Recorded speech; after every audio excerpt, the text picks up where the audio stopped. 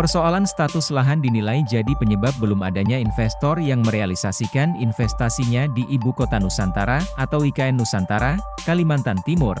Padahal, sebelumnya pemerintah memberikan status HGB selama 90 tahun kepada investor.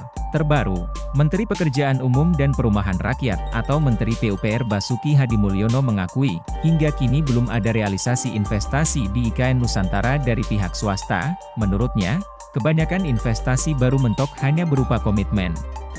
Letter of Intent, Letter OI, dijelaskan, sampai saat ini semua investasi di IKN Nusantara ada di Otorita IKN, banyak investor belum merealisasikan investasi di IKN Nusantara, karena masalah tanah. Skema pembelian tanah itu dinilai belum jelas bagi investor. Meski begitu, dia bilang Presiden Joko Widodo, Jokowi, dalam waktu dekat akan segera mengajak para investor potensial untuk berkunjung bersama ke IKN Nusantara. Hal ini dilakukan dalam rangka mengejar kepastian realisasi investor.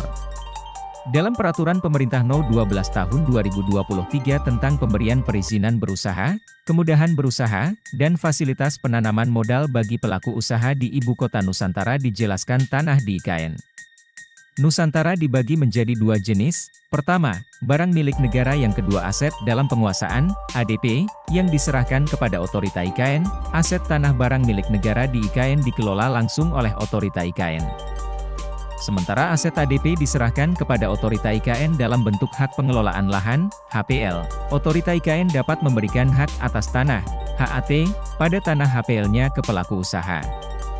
Bisa dalam bentuk hak guna usaha, HGU, hak guna bangunan, HGB, dan juga hak pakai. Dalam pasal 16 ayat 5 dijelaskan Otorita IKN diberikan hak pengalokasian, penggunaan, pemanfaatan, pengalihan, dan pelepasan serta penghapusan aset atas bagian tanah HPL yang diberikan di IKN. Menurut Basuki Hadimulyono, realisasi investasi di proyek IKN Nusantara sejauh ini baru sampai di tahap Letter of Intent, Letter OI.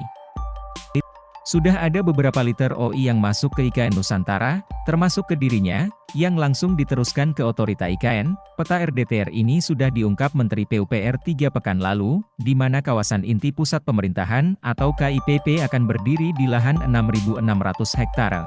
Sebanyak 63% merupakan area hutan. Bukan hanya Basuki, LOI dari investor juga diterima Presiden Jokowi. Pertengahan Maret lalu, Presiden Jokowi melaporkan sejumlah kesepakatan yang dicapai dalam pertemuannya dengan Perdana Menteri Singapura Lee Hsien Loong di Singapura. Salah satunya ada 20 LOI dari pihak swasta Singapura untuk berinvestasi di IKN.